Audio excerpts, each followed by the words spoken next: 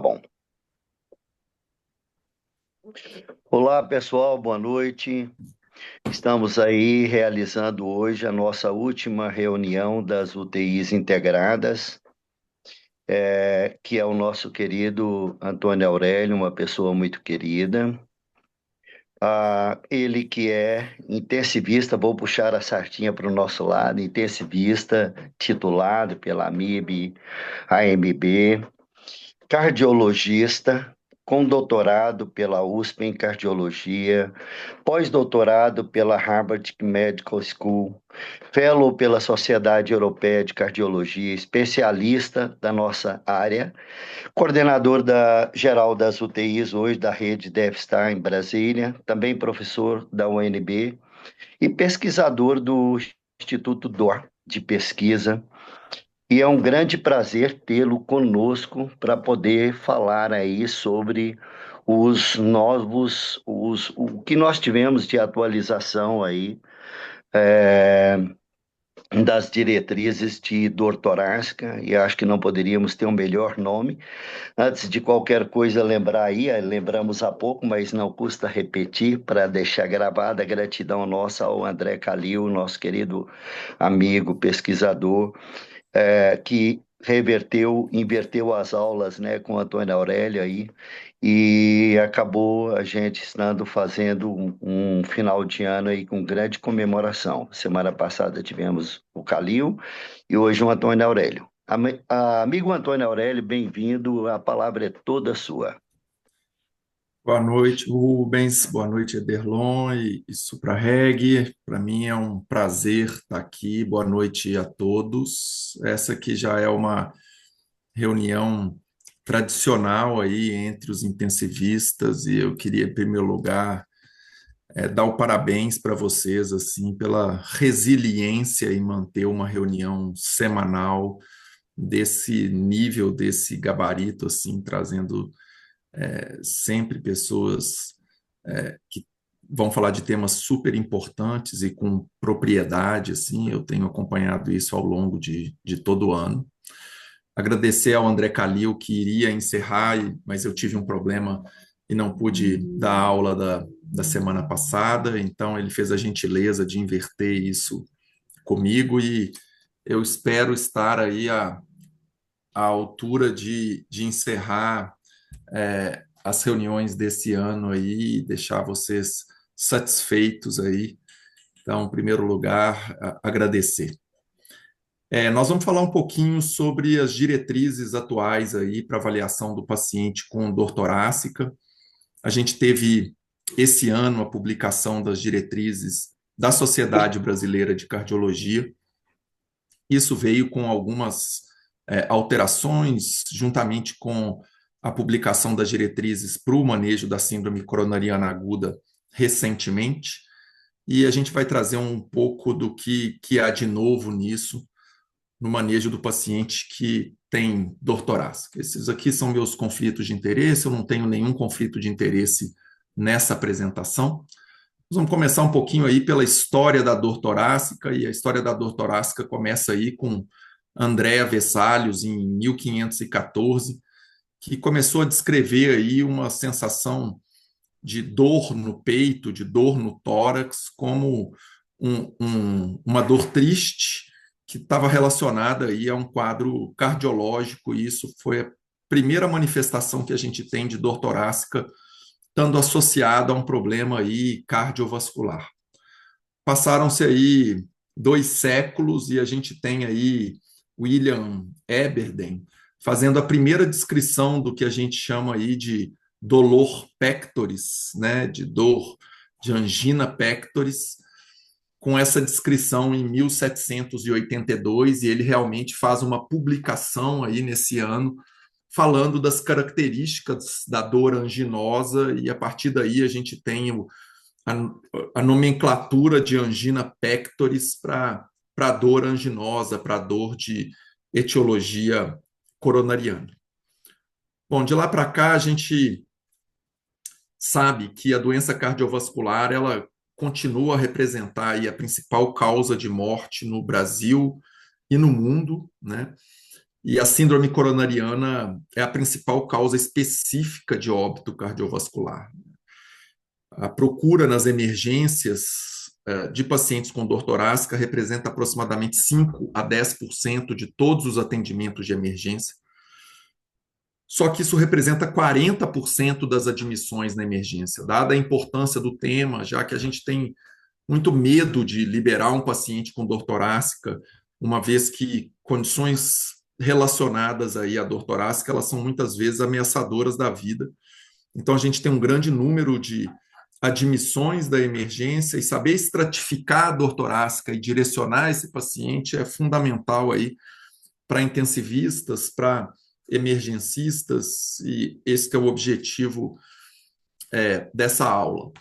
Então, o que a gente tem de diretrizes mais atuais? A gente tem aí a diretriz brasileira, publicada esse ano, agora, no Congresso Brasileiro de Cardiologia, que trouxe novos conceitos aí no atendimento aí do paciente com dor torácica, e a gente tem aí a diretriz de 2021 do American Heart American College para o manejo de dor torácica, e em 2025 a gente teve também no início do ano a publicação da diretriz da American Heart no manejo de síndrome coronariana aguda, que é uma diretriz separada da diretriz de dor torácica. Então, alguns pontos importantes que eu quero trazer, vindos aí da diretriz de 2021 do American College, ela usa como base a regrinha mnemônica de chest pain. E a primeira coisa que eu quero chamar a atenção é que dor no tórax, dor torácica, é muito mais do que uma dor no tórax, né? Então, uma dor no tórax, ela envolve a síndrome de dor torácica, e a gente tem que abrir a cabeça e lembrar que a gente tem pacientes que têm uma síndrome de dor torácica com sintomas absolutamente incomuns ou atípicos. Então, chest pain é muito mais do que pain in the chest, né? Esse é o conceito para que a gente possa pensar em pacientes idosos, diabéticos, policomórbidos, que eles podem ter uma manifestação de dor torácica, um equivalente de dor torácica diferente de uma dor no tórax, realmente. O segundo ponto é a gente lançar a mão cada vez mais das troponinas de alta sensibilidade, é o H aí do chest pain. Fundamental que a gente esclareça a população em relação à necessidade aí de procurar serviços de emergência precocemente diante de dor torácica, porque isso a gente sabe que é uma doença tempo sensível, você tem que correr para a emergência para poder fazer a sua avaliação. E também na emergência a gente precisa de uma coisa fast track, assim, que seja de um atendimento rápido, porque a máxima tempo é músculo, ela vale aí para o paciente com dor torácica, né? É fundamental que a gente tenha aí decisões compartilhadas aí entre emergencistas e intensivistas e a equipe multidisciplinar no manejo desse paciente. Pacientes de baixo risco ou com características de dor torácica de baixo risco, eles não devem ser submetidos a infinitos exames necessariamente, a gente precisa ter uma coisa custo-efetiva. E para isso a gente precisa lançar a mão aí de protocolos bem estabelecidos e fluxogramas customizados aí para a sua instituição. A gente sabe que cada instituição, cada hospital tem uma realidade, a gente precisa customizar isso para a sua realidade. Lembrar novamente que, da mesma forma como dor torácica é muito mais do que uma dor no tórax, mulheres, idosos, diabéticos, eles têm sintomas que hoje em dia a gente não chama mais de atípicos, mas sintomas incomuns, e a gente tem que valorizar isso. A gente sabe que, apesar dos alertas que a gente tem, as mulheres têm um atraso no diagnóstico, uma menor número de condutas agressivas e invasivas, e elas têm uma pior evolução do que homens, inclusive, né, na realidade, em países em desenvolvimento e em países desenvolvidos. A gente precisa identificar, da mesma forma que com a letra T, pacientes de baixo risco que não vão precisar de testes adicionais, mas identificar pacientes que vão precisar avançar nos seus testes ou com procedimentos com exames complementares e testes invasivos. E desde 2021 a gente tenta evitar esse termo típico e atípico, porque já diversos estudos mostram que essa caracterização meio dicotômica em o que é típico e atípico perde a granularidade assim do que são as características de probabilidade daquela dor torácica, e é melhor que a gente fale aí em termos de probabilidade do que num termo dicotômico típico ou atípico. E de forma estruturada, a gente precisa ter checklists e protocolos, né, que devem ser utilizados na sua instituição, porque eles já são validados e estudados para que você possa seguir e decidir se esse paciente vai ser admitido, vai ter altas, que tipo de fluxograma que você vai seguir. Isso é importante que a gente já tenha bem estabelecido na instituição. Então, se a gente vai pensar num paciente que está chegando agora e vai ser triado para um quadro de dor torácica, a gente vai lembrar do clássico MOVE aí, monitorização com um desfibrilador prontamente disponível. A gente sabe principalmente que nos pacientes com quadros isquêmicos agudos, o principal risco é a fibrilação e a taquicardia ventricular, e a gente precisa de um desfibrilador para reverter isso imediatamente. Oxigênio somente para pacientes que têm saturação abaixo de 90%. Esse também é um conceito que evoluiu ao longo dos anos, mesmo em pacientes com infarto com supradesnivelamento do segmento ST. Se a saturação é acima de 90, a gente não precisa administrar oxigênio, já tem ensaios clínicos randomizados mostrando a ausência de benefício com oxigênio em pacientes com saturação acima de 90. A gente precisa de acessos venosos e já coletar os exames laboratoriais durante a obtenção desse acesso, e fundamental um eletrocardiograma em até 10 minutos, tendo sido já avaliado e obtido um laudo ou obtido um resultado visto por um médico. Tá? Então, o tempo aqui ele é muito determinante. Hoje em dia, as agências de qualidade, como o JCI, ONA, controlam, inclusive, nos hospitais acreditados, aí, o tempo porta eletrocardiograma. Esse é um tempo fundamental aí, porque o eletrocardiograma a gente sabe que ele define conduta nesse paciente. Então, esse é um gráfico para mostrar como que o atraso na realização de um eletrocardiograma, em minutos, ele é capaz de aumentar a mortalidade, em diversos estudos comprovando isso. O aumento do tempo porta-eletro aumenta o tempo porta-balão, né? Porta-guia ou porta-fibrinolítico. Então, a realização do eletrocardiograma precocemente, idealmente abaixo de 10 minutos, quanto mais precoce, melhor, está relacionado aí a um impacto prognóstico nesse paciente. Bom, em quem que a gente deve abrir um protocolo de dor torácica?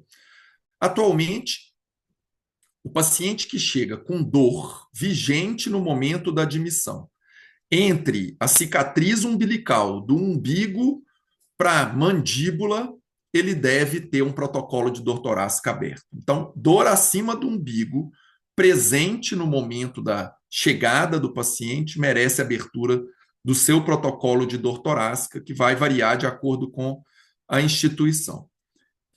Porém, mesmo que o paciente não tenha dor torácica no momento da chegada, qualquer dor torácica que tenha durado mais de 10 minutos, mesmo que ausente no momento da admissão, merece a abertura do seu protocolo de dor torácica institucional. Então, dor do umbigo para cima, umbigo para mandíbula, ou dor torácica que tenha durado mais do que 10 minutos e não esteja presente no momento da admissão, merece a abertura de um protocolo de dor torácica. Porém, como nós falamos, dor torácica é mais do que dor no peito, dor no tórax.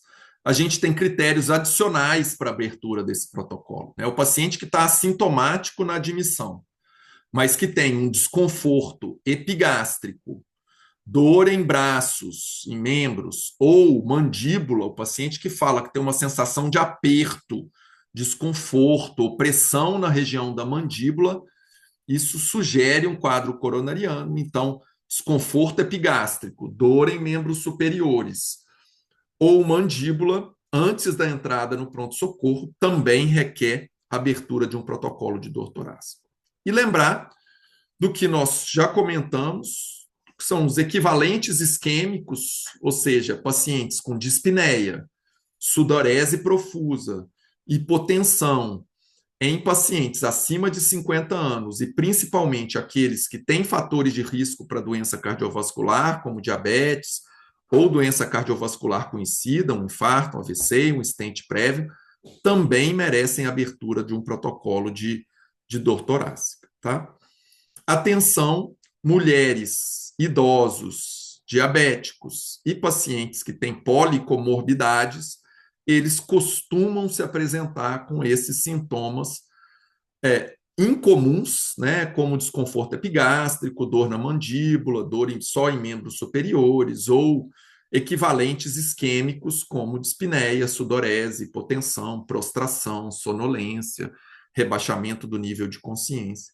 Então, lembrar dessas características, porque com o envelhecimento da população, com o aumento do número de comorbidades, isso tem sido cada vez mais frequente. Bom, para a gente poder diferenciar um pouco mais a característica da dor torácica, né?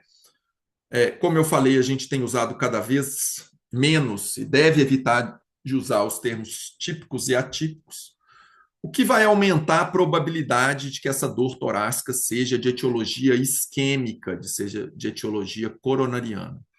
Uma dor central com uma sensação de pressão, de peso, como um elefante sentado sobre o peito, de aperto, né, de compressão, né, que aconteça na região retroesternal, tem uma maior probabilidade. À medida que a gente tem a dor que começa a ter a característica de que é uma pontada mais relacionada ao lado direito, em queimação, em rasgando, uma dor que piora com a movimentação do tronco, uma dor que piora com a movimentação do braço, uma dor que piora com a posição, uma dor que piora com a inspiração. Essas são dores com menor probabilidade de que seja um quadro coronariano.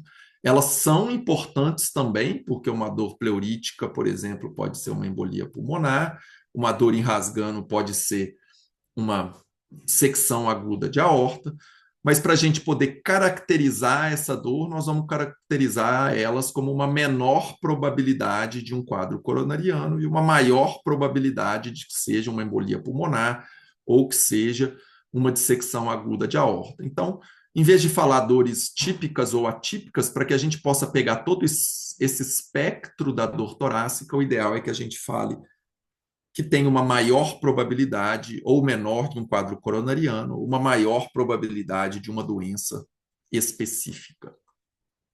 E aí vamos lembrar que dor torácica é muito mais do que um quadro coronariano, e a gente tem que lembrar de embolia pulmonar, que muitas vezes está associada a taquicardia, dispneia, dessaturação algumas vezes, a dissecção de aorta, que está relacionada a doenças do tecido conectivo, como síndrome de Marfan. Nós vamos ver aí diferença de pulso, dor de início abrupto, enrasgando, intensa, irradiando para o dorso, né? Muitas vezes associadas a síncope. Nós temos aí ruptura de esôfago, que tem uma dor com que pode estar relacionada aí a vômitos, né? Muitas vezes vem associada a um enfisema subcutâneo, né? E outras características, outras dores, como pericardite, miocardite, pneumonia, pneumotórax, dores mais benignas, como osteoarticulares, como uma costocondrite ou um herpes zoster, que muitas vezes se manifesta com uma dor torácica no início do processo. A gente tem que pensar também em todo esse espectro de doenças que são ameaçadoras à vida em muitos casos e que se manifestam aí por dor torácica. Se a gente for fazer um atendimento sistematizado, né, diante de sintomas aí suspeitos, orientação para a população é procurar imediatamente o atendimento de emergência. Se a gente tem uma suspeita clínica confirmada, ou seja, você tem uma anamnese, a história clínica é muito sugestiva e o seu eletro tem critérios diagnósticos, ótimo, você fechou o diagnóstico, por exemplo, de uma síndrome coronariana com supra de ST, você vai seguir essa rota terapêutica específica. Mas se você não conseguiu fechar esses critérios diagnósticos, segunda pergunta é: esse paciente tem critérios de instabilidade, essa doença que o está acometendo, que eu não consegui fechar o diagnóstico, ela é ameaçadora de vida nesse momento, e a gente vai pensar nisso no paciente com dor persistente, que tem instabilidade hemodinâmica, está mal perfundido, tem rebaixamento do nível de consciência, tem um edema agudo de pulmão, está congesto, está com um ataque à arritmia ou uma bradiarritmia. Esses são critérios de instabilidade e a gente deve, nesse caso, continuar a repetir o eletrocardiograma e os biomarcadores, como a troponina, usar métodos diagnósticos e procurar um apoio de médicos experientes. Então, o ultrassom point of care ajuda muito no diagnóstico diferencial, né? Admitir esse paciente, e aí, a partir do momento que, diante de um quadro instável, você consegue fechar o diagnóstico, você vai tratar a causa específica, mas lembrar principalmente de repetir o eletrocardiograma a cada 10 a 20 minutos num paciente instável, realizar aí os biomarcadores, pedir auxílio de médicos experientes e lançar a mão de um ultrassom point of care e outros métodos adicionais que podem te ajudar a admitir esse paciente e buscar fechar o diagnóstico da causa dessa instabilidade. Então, aqui eu vou fazer a minha primeira pausa, que é fazer a primeira mensagem para levar para casa aí, que é: dor torácica é mais do que uma dor no tórax. Isso reforça a importância aí da gente procurar uma avaliação precoce e uma triagem rápida. A gente tem sintomas aqui muitas vezes incomuns e a gente tem que abrir o leque diagnóstico para essa população. A importância do tempo eletrocardiograma, né? O tempo é músculo e a meta é realizar um eletrocardiograma em menos de 10 minutos. E atenção aí aos critérios de instabilidade e os diagnósticos diferenciais e principalmente a sintomas não usuais, voltando aí à máxima: dor torácica é mais do que uma dor no tórax. Muito bem. Aí nós vemos um pouquinho para alguma mudança de paradigma que vem acontecendo, que é a mudança da dicotomia do que a gente chamava de infarto com supra e infarto sem supra, ou síndrome coronariana com supra e síndrome coronariana sem supra, que vem do conceito de você ter dor no tórax, supra de ST, e encaminhar esse paciente para fazer um cateterismo de urgência ou trombólise, interpretando que esse paciente tem uma oclusão arterial aguda. E que na ausência de supra de ST, a gente esperaria troponina e a gente teria um paciente que tem um vaso não ocluído. O fato é que existem diversas manifestações eletrocardiográficas que se manifestam sem supra de ST, mas que estão relacionadas à oclusão de um vaso coronariano.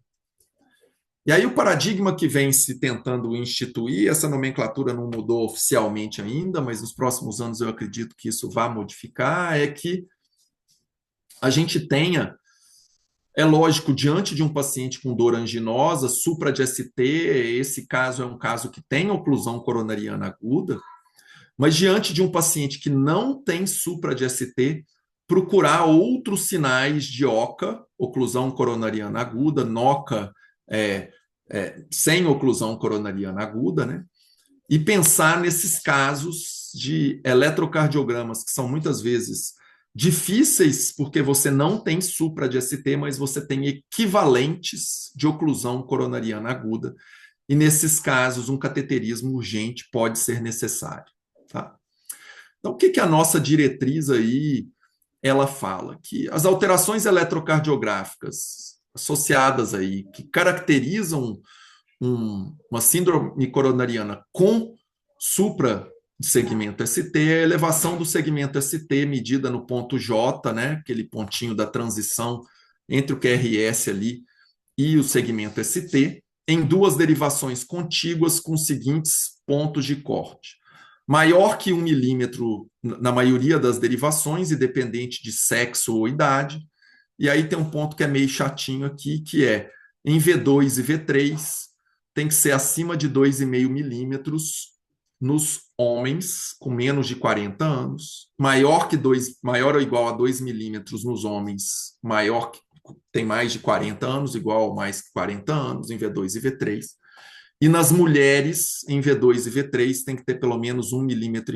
Então, é fácil gravar acima de 1 milímetro para a maioria, em V2, V3, a gente tem que chamar atenção aí para esses pontos, menor que 40 anos, acima de 2 milímetros, acima de 40 anos, maior ou igual a 2 milímetros, e maior ou igual a 1 milímetro em mulheres. Em V2 e V3, o supra deve ter essa característica. Muito bem, lembrar que são derivações esquecidas, né, que nesses casos que a gente não consegue fechar o diagnóstico inicialmente com o eletrocardiograma, a gente deve tentar fazer V7, V8 e V9. V7 aqui na linha axilar posterior esquerda, no quinto espaço intercostal, V8 na linha médio, na ponta da escápula aqui, e na V9 na linha paravertebral esquerda, também no quinto espaço intercostal. Então, essas derivações são muitas vezes esquecidas e você fecha o diagnóstico de um infarto de parede posterior. Posterior é um nome que a gente vem utilizando cada vez menos, mas porque é um pedaço da parede lateral, mas é importante quando você não tem o diagnóstico feito pelo eletrocardiograma de 12 derivações que você amplie isso, tá? Lembrando que você só pega V4, V5 e V6 e joga aqui para a mesma linha V7, V8 e V9 e realiza o seu eletrocardiograma e vai ver lá em V4, V5, V6, você identifica o V7, V8 e V9.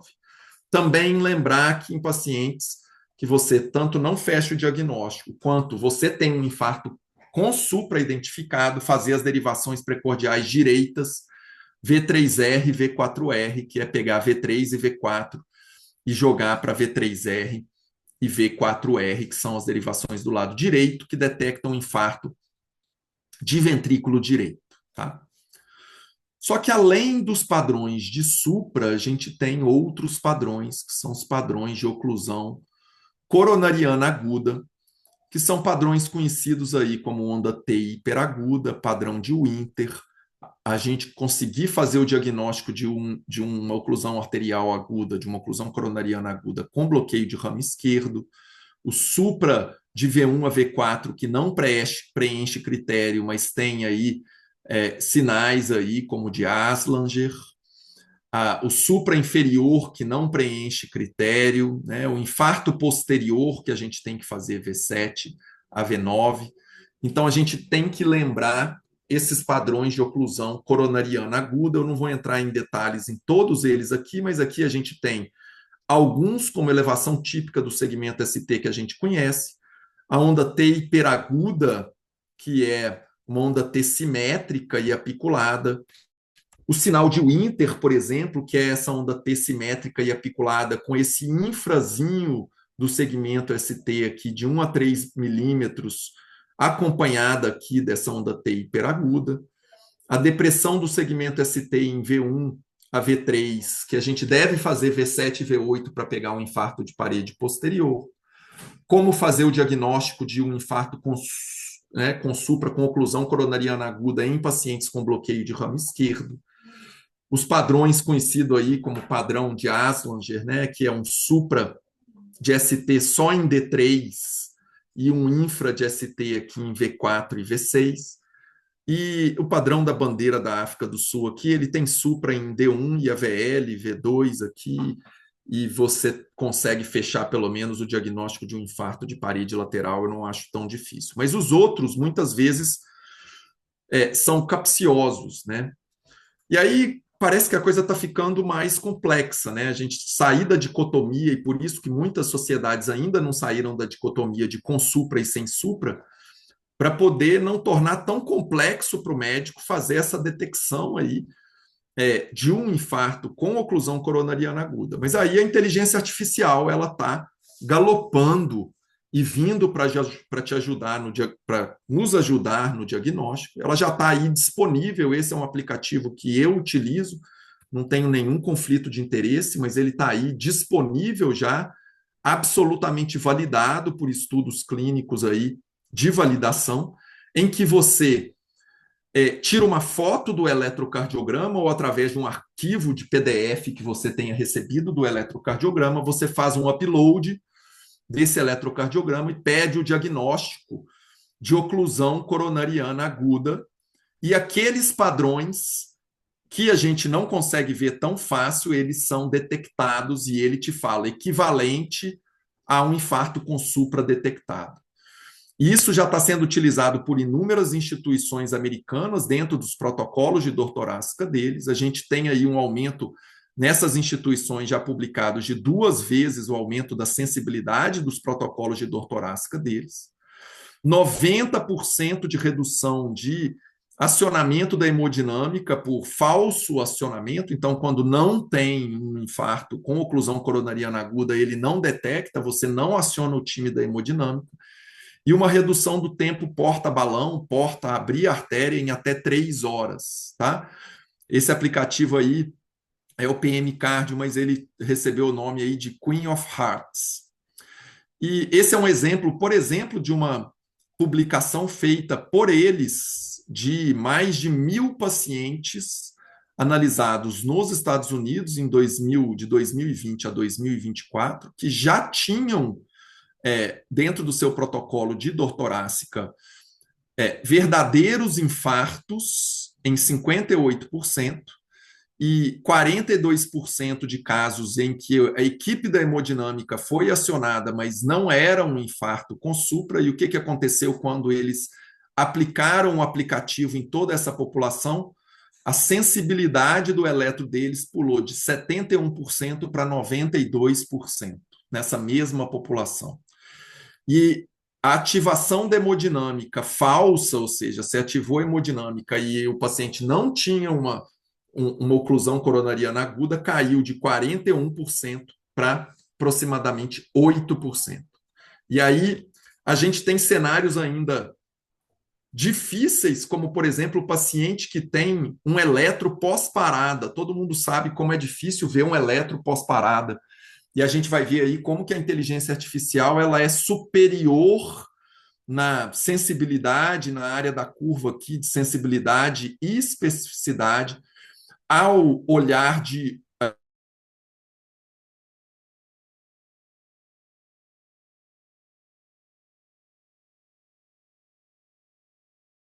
aparelhos automatizados e do chat GPT. Então, essa inteligência artificial, mesmo em pacientes com eletrocardiograma pós-parada, ela tem altíssima sensibilidade, especificidade, superior aí aos olhos humanos. Aí eu vou fazer minha segunda take-home message aqui, são as mudanças atuais na dicotomia do supra de ST versus sem supra de ST. O conceito atual de síndrome coronariana aguda com oclusão coronariana aguda versus sem oclusão coronariana aguda. Então, mudando essa dicotomia do supra ou sem supra de ST, que a gente deve prestar atenção a esses padrões de oclusão coronariana aguda no eletrocardiograma e que as instituições e as pessoas devem começar a incorporar a inteligência artificial para melhorar a sua acurácia, porque ela é infinitamente melhor do que os olhos humanos para poder identificar esses padrões eletrocardiográficos. Bom, quando a gente tem uma história clínica e um eletrocardiograma que fecham o diagnóstico, ótimo, a gente já tem uma rota de tratamento. Porém, em muitas situações, a gente tem história clínica e um eletrocardiograma não diagnóstico. E aí a gente vai lançar mão de algumas ferramentas já muito bem validadas para a gente direcionar o tratamento do nosso paciente. E uma delas, e a mais validada, é o Score Heart, o Heart Score, que vai lançar mão da história clínica, do eletrocardiograma, da idade do paciente, dos fatores de risco que esse paciente tem, né, a probabilidade de doença coronária, e da troponina, e um Score Heart de 0 a 3 prediz uma baixa probabilidade de que esse paciente tenha uma doença coronária grave, o risco de eventos coronários é baixo, E acima de 3, esse é um paciente já intermediário, de 7 a 10 é um paciente de alto risco. Então, diante de um paciente com dor torácica aguda, diagnóstico claramente não cardiológico, você fechou. Diagnóstico de síndrome coronariana aguda evidente, você vai tratar. Em casos duvidosos, seriar a troponina e repetir o eletrocardiograma. Se eles se alteram, você fechou o diagnóstico. Se você não tem esse diagnóstico fechado, você aplica o score Hart. Se ele é menor ou igual a 3, a probabilidade é pequena. Esse paciente poderia ter alta hospitalar com segurança validada, ok? E se o score Hart é maior do que 3, esse paciente precisa ser hospitalizado e precisa fazer pelo menos um teste não invasivo para uma definição se ele pode ter alta ou não. Tá? Então, quero chamar a atenção aqui da necessidade de, diante de você não conseguir fechar com história clínica e o eletrocardiograma, a necessidade de você repetir o eletrocardiograma, porque isso aumenta a sensibilidade do eletrocardiograma em 10 a 20 minutos, fazer os biomarcadores, buscar outros diagnósticos, aí entra o papel do ultrassom point of care e outros exames complementares, mas ultrassom à beira-leito sendo incorporado na nossa prática, e algoritmos de troponina. E aí, como é que eu vou poder usar algoritmos de troponina agora na era de troponina de alta sensibilidade? Quando é que a gente vai descartar diante de um paciente cuja probabilidade aí pré-teste é baixa, né? Aquela dor não te chamou muito a atenção e o eletrocardiograma é não diagnóstico, mas é uma dor provável ainda. Quando eu tenho uma troponina normal, baixa, e depois de 3 horas de sintomas normal, eu posso descartar esse quadro, porque eu tenho uma probabilidade de infarto agudo do miocárdio muito baixa. Ok? Quando eu tenho, nas horas zero, um valor baixo e um delta, uma variação da troponina, entre a hora zero e a hora 1 ou 2, sem alteração, se essa troponina não se alterou entre o momento zero e o momento 1 ou 2 horas, eu também posso descartar. E entre 0 e 3 horas, se a troponina está sempre abaixo do percentil 99, eu também posso considerar que a probabilidade de um quadro coronariano, de um infarto agudo, não afasta a angina, mas a probabilidade de um infarto agudo do miocárdio é muito baixa. Tá? No paciente que já tem a troponina alterada, o valor da hora zero é alto. Quando o delta entre a hora zero e a hora 1 ou 2 é anormal, ou quando você tem um percentil acima do 99, com variação, a variação é acima do percentil 99, entre 0 e 3 horas, esse paciente é considerado como um paciente que tem alta probabilidade de que essa troponina seja relacionada a um infarto. Tá? E quando ele não está entre o que eu pude descartar e o que eu pude incluir como diagnóstico aí de provável infarto, esses pacientes a gente deve observar, porque são os pacientes na zona cinzenta. Então, os protocolos de troponina de alta sensibilidade, eles podem ser feitos de 0 a 3 horas. Quanto mais sensível a sua troponina, maior a possibilidade de que você possa encerrar com 0 até 1, 2 horas. E aí depende de você conhecer a realidade da troponina de aonde você está. E o papel dos demais exames complementares? Bom, quando que eu vou lançar a mão, por exemplo, de uma angiotomografia num paciente que eu resolvi internar para poder estratificar? Se eu tenho doença coronariana conhecida, se ela é obstrutiva, esse paciente já tem um histórico de doença coronariana com cirurgia de revascularização ou stent, se ele tem critérios de alto risco, esse paciente deve ir para o CAT. Se ele não tem critérios de alto risco na sua internação, eu posso fazer um teste de estresse. Agora, se o paciente não tem doença obstrutiva conhecida, hoje em dia foi incorporada a angiotomografia de coronárias, que é o exame de preferência para pacientes que não têm stent, não têm cirurgia de revascularização, não têm doença coronariana conhecida. No paciente que, de novo, então, não tem doença coronariana conhecida, Se ele não tem um teste prévio, eu vou para uma angiotomografia como primeira escolha ou um teste de estresse. Se ele tem uma angiotomografia recente, eu posso considerar alta, se ela é absolutamente normal. Se ele tem um teste de estresse inconclusivo, eu vou para angio-CT. E se o teste de estresse mostra isquemia, se eu optei por fazer um teste de estresse ao invés da angiotomografia, se eu fizer um teste de estresse positivo, preferencialmente eu devo ir para um cateterismo. Muito bem, só que a dor torácica pode não ser de origem coronária, e a gente tem que pensar em pneumotórax, embolia pulmonar, secção de aorta, algumas vezes em rotura de esôfago, e seguir protocolos próprios. E quando a gente deve suspeitar de síndrome aórtica aguda, e aí, nos casos de suspeita de síndrome torácica, de síndrome aórtica aguda, a gente deve lançar mão do score ADD, que considera um ponto desse aqui, pelo menos, como um critério de risco, ou seja, o paciente tem histórico de Marfan ou qualquer doença do tecido conjuntivo. História na família de aortopatia, a gente pergunta muito pouco disso, história familiar de aortopatia.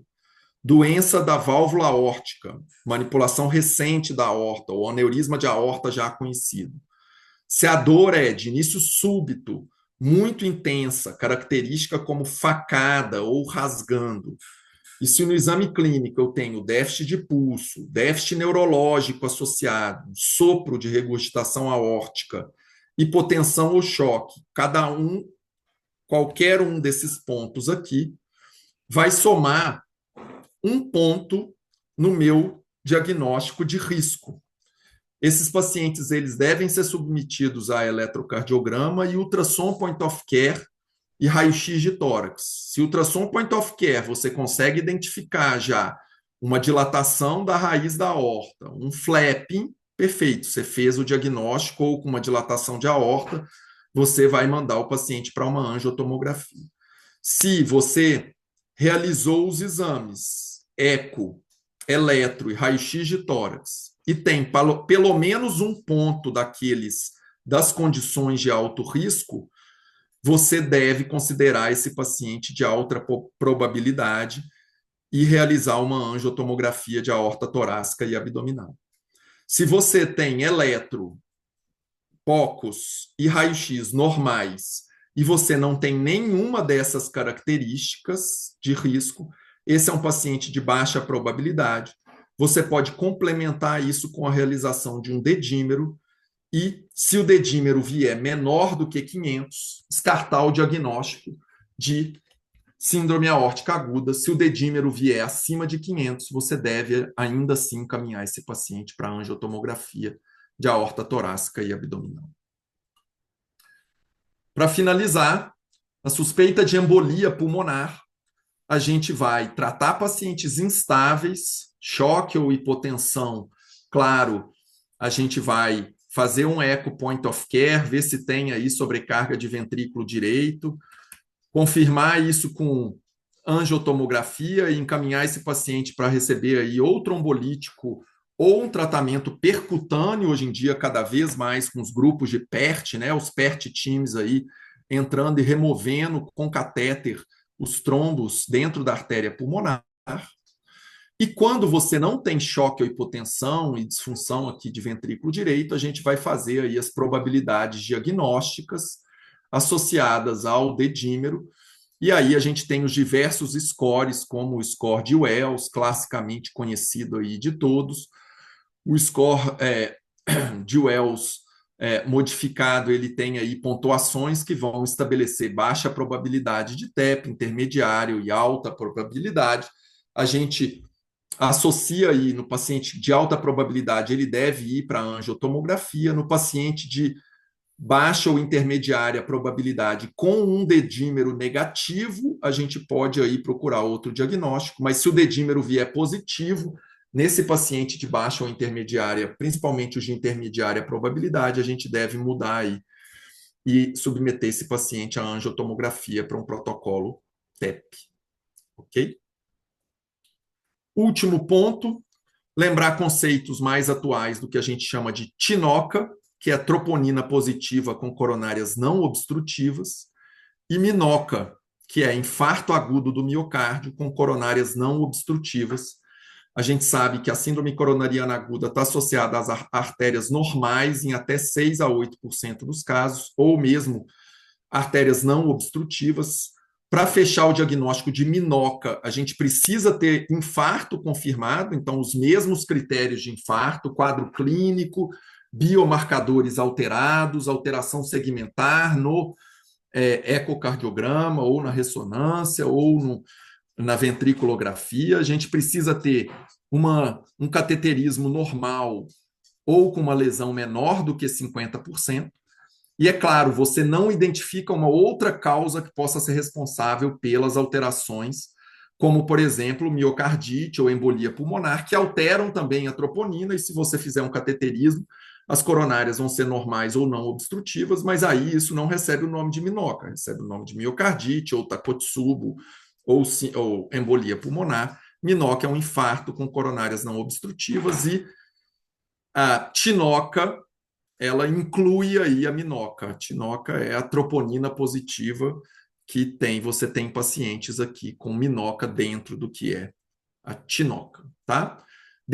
Diante desses casos, a gente tem que rever os dados da angiografia, procurar causas realmente de doença coronária, dissecção coronária, embolia e trombo, rever o ventrículo esquerdo, ver se não é um Takotsubo ou outras cardiomiopatias, e lançar mão de exames adicionais, como, por exemplo, a ressonância, para poder pesquisar miocardite, outras cardiomiopatias. Se você suspeita que seja um quadro coronariano, fazer o uso do ultrassom intracoronário, ou tomografia de coerência óptica, OCT, para poder pesquisar rotura de placa, embolia ou trombo, ou uma dissecção coronariana, ou mesmo testes funcionais provocativos, que vão procurar aí doença microvascular, se você não encontrou uma causa e realmente fechou o diagnóstico aí de uma minoca. É importante que você avance nessa investigação. E aí, eu vou para a minha terceira mensagem para levar para casa, é que quando o quadro clínico e ECG não fecham o diagnóstico, a gente deve usar scores direcionados para doença coronariana aguda, Heart Score, mas scores de troponina, scores na suspeita de síndrome torácica aguda, de síndrome aórtica aguda, né? Scores na suspeita de embolia pulmonar, então sistematizar o seu atendimento e prosseguir na investigação em casos de suspeita de tinoca ou minoca, não se contentar sem tentar achar uma causa específica e excluir outras causas, como uma miocardite, um Takotsubo nesses casos. Para finalizar, por que nós estamos aqui há quase uma hora, me alonguei um pouco mais, me desculpem, porque essa é a principal doença causadora de morte no nosso mundo, 20 milhões de mortes por ano. Um terço dos óbitos globais, sendo que mais de 75% dos óbitos cardiovasculares acontecem em países em desenvolvimento como o nosso. E a gente precisa saber estratificar a dor torácica e tratar quadros coronarianos e os quadros relacionados à dor torácica, dada a importância aí desse tema como causa de morte. Eu vou finalizar desejando aí Feliz Natal para todo mundo. Tomara que o Papai Noel não tenha dor torácica e ao sair para entregar os presentes de vocês. E eu fico aberto aí para discussão e para perguntas. Obrigado, gente. Excelente, amigo. Muito bom, muito boa apresentação. Não delongou, eu acho que o tema é mais amplo do que o que a gente está acostumado. Super todos os Ederlon, é, se quiserem abrir com algum questionamento de imediato, ou já ver quem tem questionamento, Super no chat, para a gente dar seguimento. Vamos ver aqui o chat.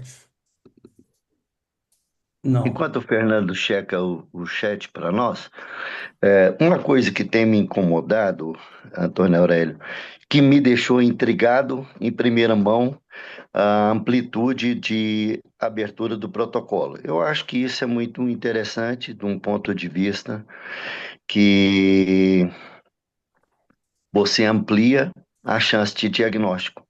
Mas, em contrapartida, parece uma contradição, mas pode trazer grande sobrecarga nos serviços que, às vezes, não têm sequer condições para isso. E o outro ponto intrigante, que sempre mexe com a minha mente, a angiotomografia de coronárias. Eu acho que ela tem seu lugar, você citou bem, mas o que eu vejo é uma, não vou dizer uma amplitude muito grande da utilização. Vamos dizer que talvez seja um uso mais amplo do que aquilo que é preconizado, inclusive, pela diretriz. O que que você sugere nos dois pontos como medidas mais práticas da ponta para a gente evitar o uso excessivo dos recursos e até a sobrecarga dos serviços? Excelente pergunta, Rubens. Obrigado por ela. Então, eu acho que semelhante ao que acontece na sepse, o objetivo dos protocolos de dor torácica é que eles sejam realmente muito sensíveis, né, para que você não deixe passar pacientes com condições graves sem um diagnóstico, tá? Então, por isso o protocolo ele é amplo.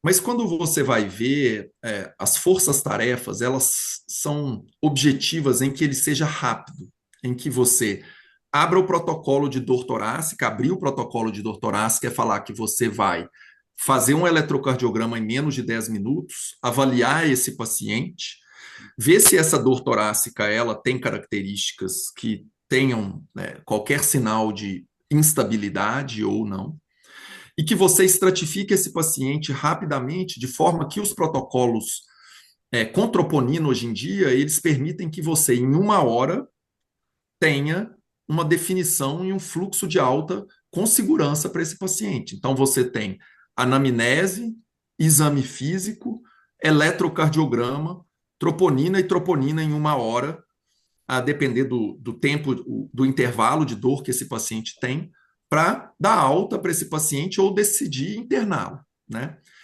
Então, ele é Como, amplo justamente para que você tenha uma alta sensibilidade. É lógico, a especificidade ela se perde, você tem um fluxo é, maior de pacientes, mas é isso. Como essa é uma condição que é ameaçadora à vida, a ideia é selecionar os casos que realmente precisam de internação e um atendimento adicional, e com um intervalo de uma hora, você poder dar alta para esse paciente se você lança mão de troponinas de alta sensibilidade. Então, essa é a primeira questão.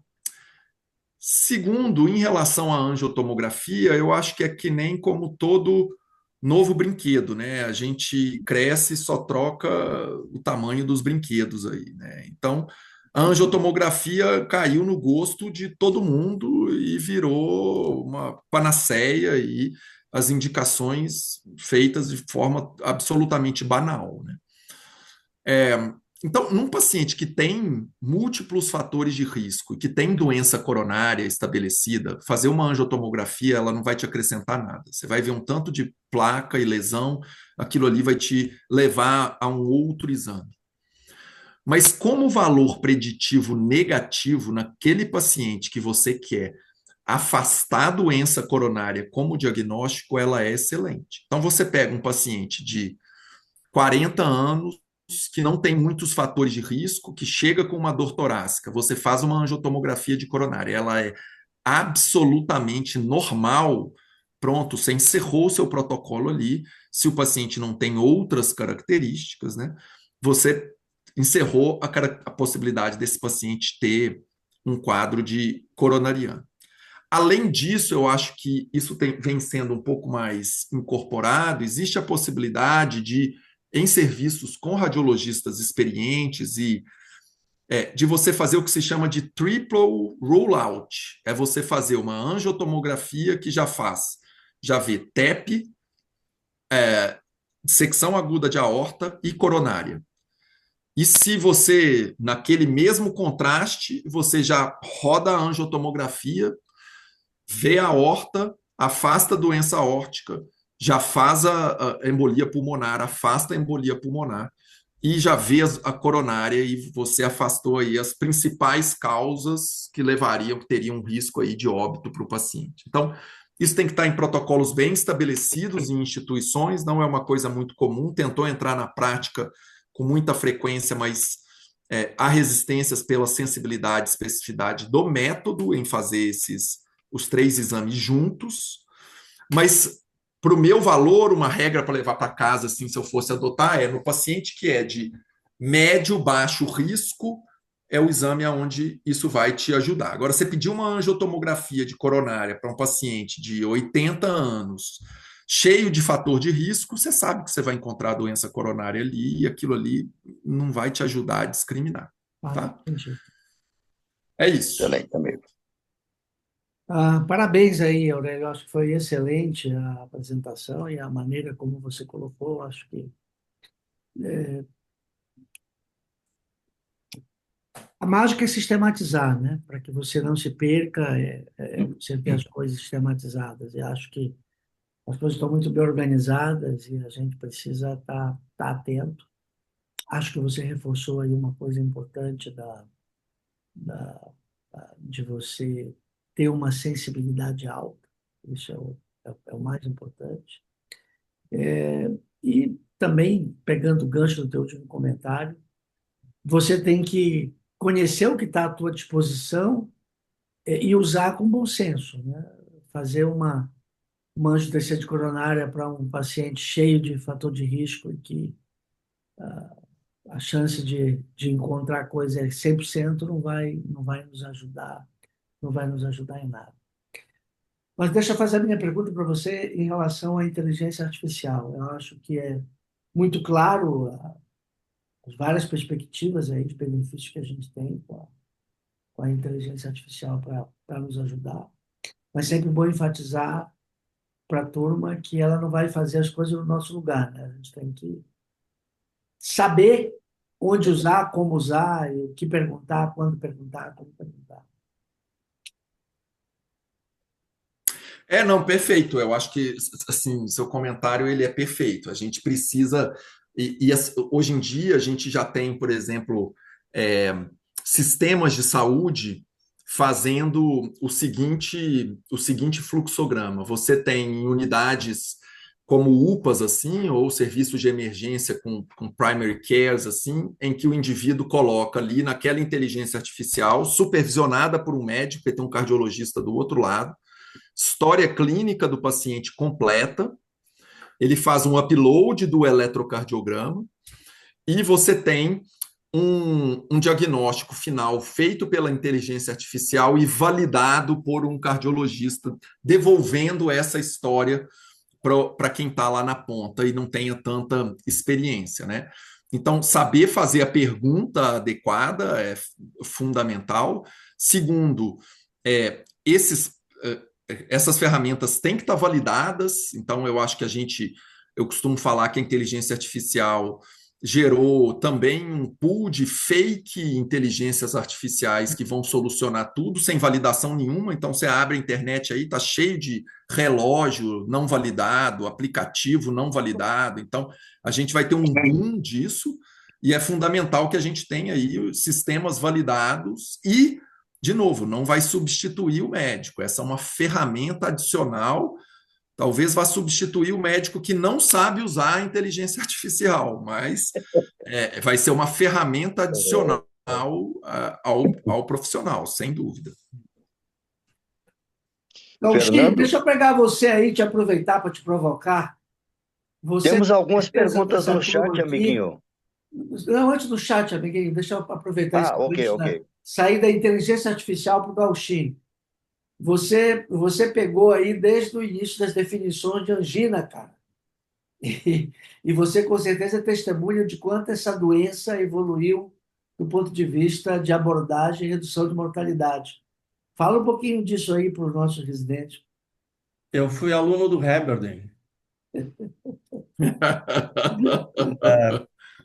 A primeira vez que eu fui apresentar um trabalho num congresso de cardiologia foi aí em Brasília, 1979, eu era R2.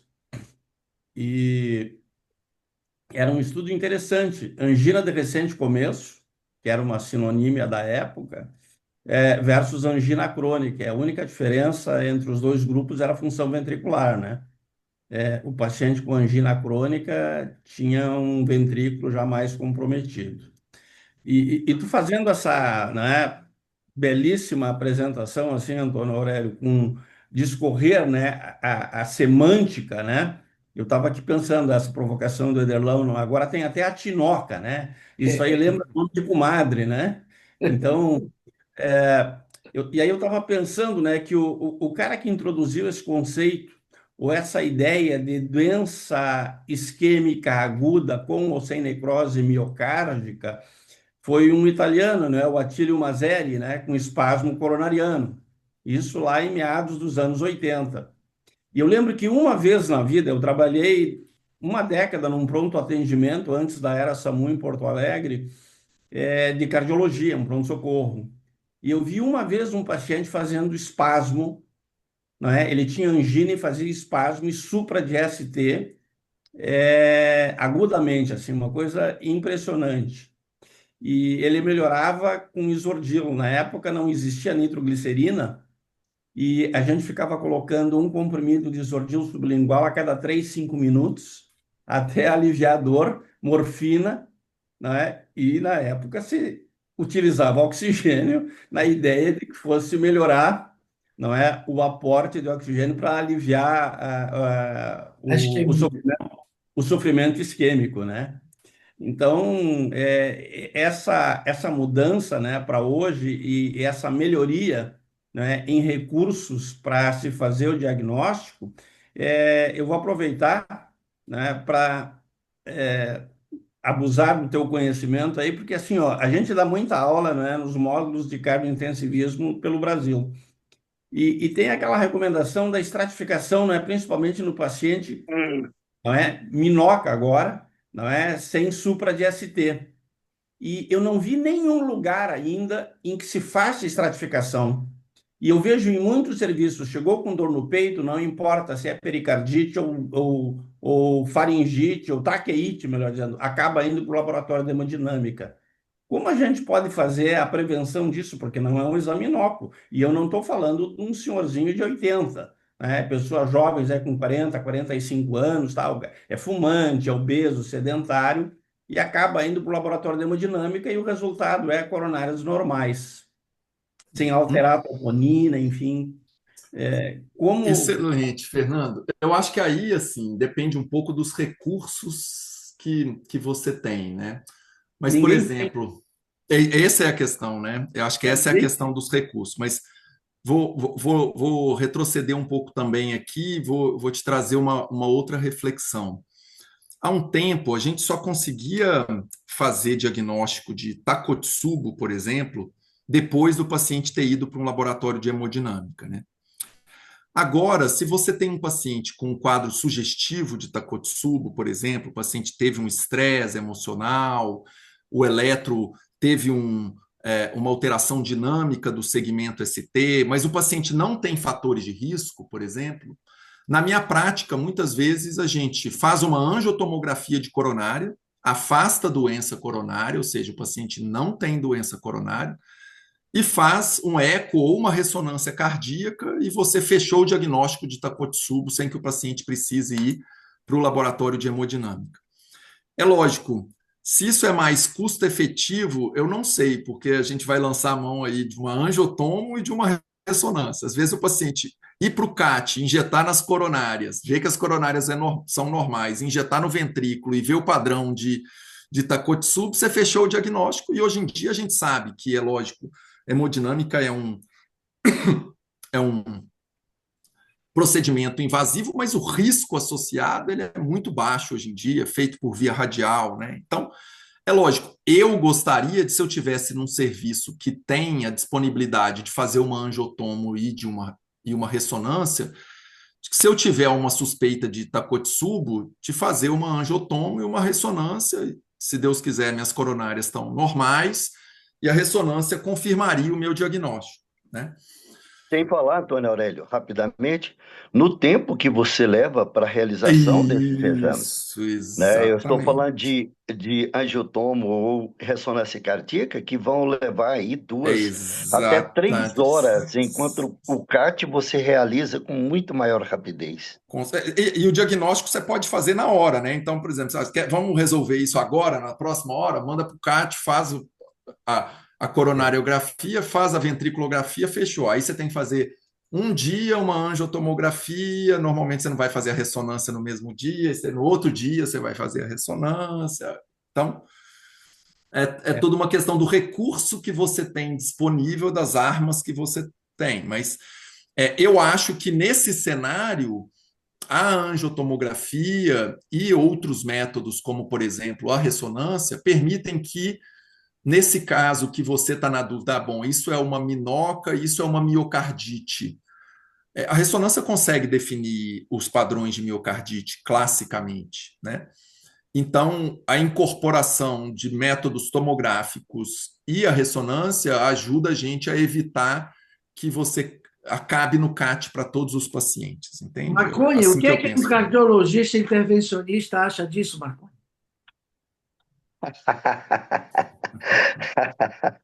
o Ederson está estimulando a plateia. A ideia é essa.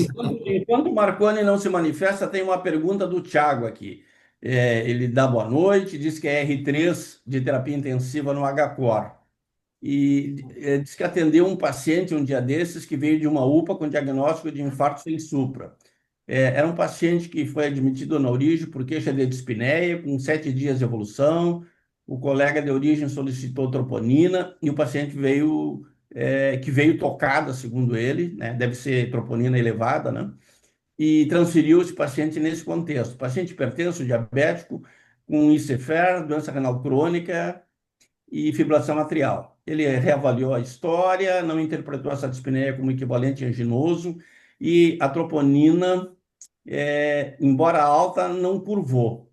E ele diz, né, aqui que pacientes com essas comorbidades dificilmente terão uma troponina normal. E ele diz que fez o cálculo do Heart Score e, obviamente, deu alta pelas comorbidades. E aí ele diz, olha, considerando a história, que às vezes ela é meio... Aí a história é tocada, né? Tocada É. rápido. Não é característico, né, desse síndrome coronariana. Então ele faz esse comentário e talvez, né, para tu enfatizar aí ou contextualizar o papel da troponina nesse cenário, né? Perfeito, Thiago, excelente comentário. Assim, troponina, ela vai se alterar com inúmeras condições. Sepse, qualquer quadro infeccioso, a própria insuficiência renal crônica por si só, o paciente já tem troponina de alta sensibilidade alterada, insuficiência cardíaca, né? Então, ela é um biomarcador. Então, eu acho que a gente deve contextualizar a história clínica. Se o paciente tem um quadro de pneumonia e um quadro de sepse. A troponina não fez curva, o paciente não teve clínica, o eletrocardiograma não tem alteração. Se você tiver lançar a mão, por exemplo, de um ecocardiograma, o ecocardiograma tem uma insuficiência cardíaca com fração de ejeção reduzida, mas não tem alteração segmentar. Eu acho que é perfeitamente possível que você simplesmente considere a troponina alterada pela pneumonia e não fez curva e está tudo certo. E isso é muito, muito frequente. Ainda bem que a gente não faz isso e não deve fazer, sair solicitando troponina aí nas UTIs ou em pacientes sem clínica, porque o número de falso positivo com troponina de alta sensibilidade ele é muito grande e ele gera mais confusão do que qualquer coisa, né? Então, acho que você conduziu perfeitamente, assim, dado o contexto clínico do paciente, a possibilidade, a troponina não fez curva, como você mesmo falou, de que isso seja pela insuficiência renal, seja pela própria pneumonia que o paciente tinha, seja pelas duas coisas associadas. Tá? Tem uma outra colocação aqui que eu acho que é do Leandro, lá de Vitória do Espírito Santo. No paciente com dor torácica de início súbito e eletrocardiograma não diagnóstico. Não é? Ele pergunta assim, que achados clínicos e laboratoriais poderiam auxiliar precocemente, não é, para fazer o diagnóstico diferencial de síndrome coronariana aguda, sem supra, né, com dissecção, com tromboembolismo, né? Até aí a Perfeito, dissecção é um problema, né? Porque se for dissecção, não é? perfeito. E usar trombólise, por exemplo, ou iniciar com anticoagulante, né? Isso pode ser um problema antiadesivo, enfim, né? Perfeito, excelente pergunta. A primeira coisa eu acho que é o quadro clínico. A gente não deve esquecer isso que a gente chama de probabilidade pré-teste. Então, é a característica da dor e do sintoma, né? A dor de dissecção, quem já viu dissecção, é uma dor intensa, rasgando, irradia para o dorso. Ela é uma dor que não se confunde muito com um quadro coronariano. É lógico, pode se confundir em pacientes aí extremamente idosos.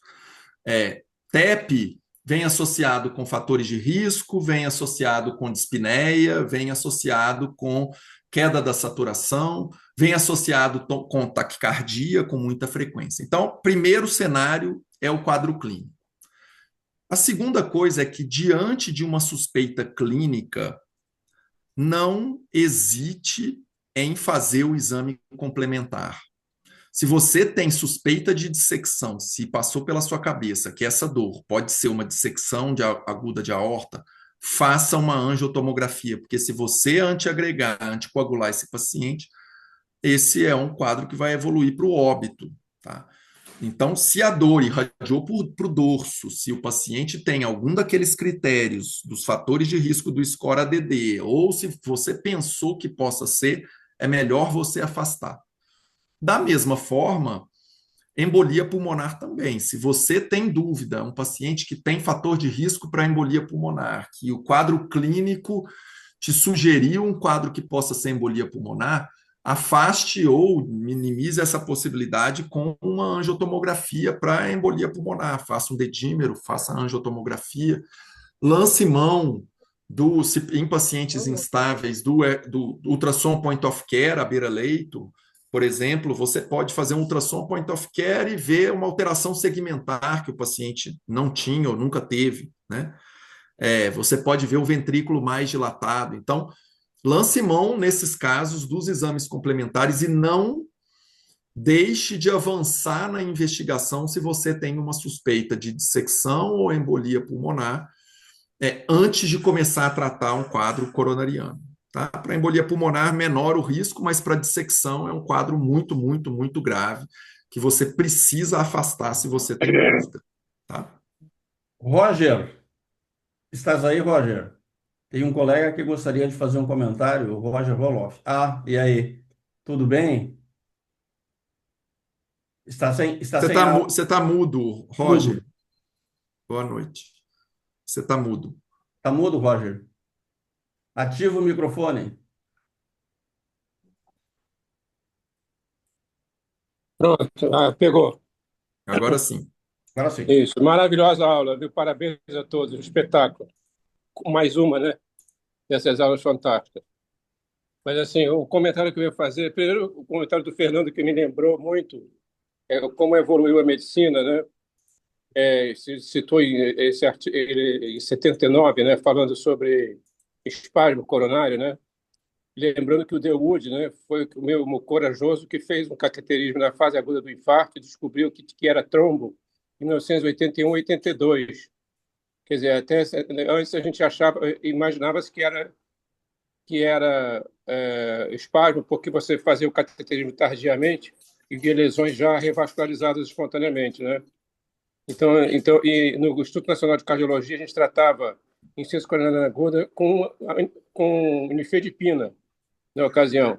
Você tem ideia como evoluiu, né? Legal.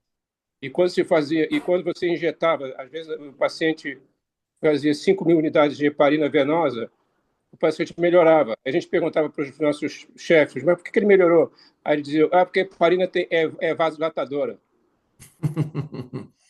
Você tem ideia como uma coisa evoluiu, né? E o segundo Verdade. comentário, e puxando para a minha área, lembrando sobre as grávidas. porque as grávidas elas também têm um protocolo para doutorar-se em grávidas, porque elas têm 3 a 4 vezes mais chance de infartar na gravidez do que na mesma idade, né, comparada com mulheres da mesma idade, pelos fenômenos protrombóticos. Então, a gente tem, no protocolo, tem duas diferenças, né, importantes. No caso da coronária, a gente está vendo cada vez mais aumentando a incidência de Takotsubo. Eu acho, a minha experiência tem a ver com a mudança dos anestesistas. Em vez de fazer um pouco mais de líquido, quando faz hipotensão na RAC, eles estão usando mais efedrina, estão usando mais drogas vasoativas. E a gente está vendo isso crescendo, nos Estados Unidos está vendo isso crescendo também. Na minha prática, eu comecei a ver cada vez mais.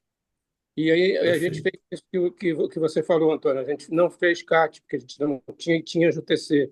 Então, a gente fez o diagnóstico com eco, evolução eletrocardiográfica, enzimática e anjo-TC normal. É assim, que a gente tinha chance de fazer, né? Acho que é um comentário assim que a gente usou isso que você está falando, nós temos feito dessa maneira com grávidas. A outra questão é que o protocolo de TEP para grávidas, o ponto de corte do dedímero é mais alto, é de 1000. Né? Você usa pelo fenômeno protrombótico também. Então, não tem não, a gente não usa o Wells, né? A gente tem que usar um outro protocolo de score de gravidade. Então, para lembrar, puxar a sardinha aqui para as minhas gravidinhas, né? Quer dizer, da gente lembrar que dor torácica em grávida tem que pensar em insuficiência coronária aguda, tanto por doença ateromatosa, quanto por dissecção, né, que é a causa mais importante, e vasoespasmo. Então, lembrar fazer esses comentários ali. Mas adorei a aula e fiquei doido para falar aqui um pouquinho, lembrando isso. Obrigado, Excelente, Roger, pela sua colaboração. Antônio Aurélio, estamos chegando aí ao final da nossa reunião. Você quer fazer suas considerações? Se alguém não tiver mais nenhum outro questionamento no chat ou outro local, Não tem. Não tem. podemos então caminhar para o encerramento da nossa reunião. Antônio Aurélio, está aberto para você fazer as suas colocações e, de antemão, agradecer enormemente aí a sua colaboração com esse tema que cada vez mais complexo.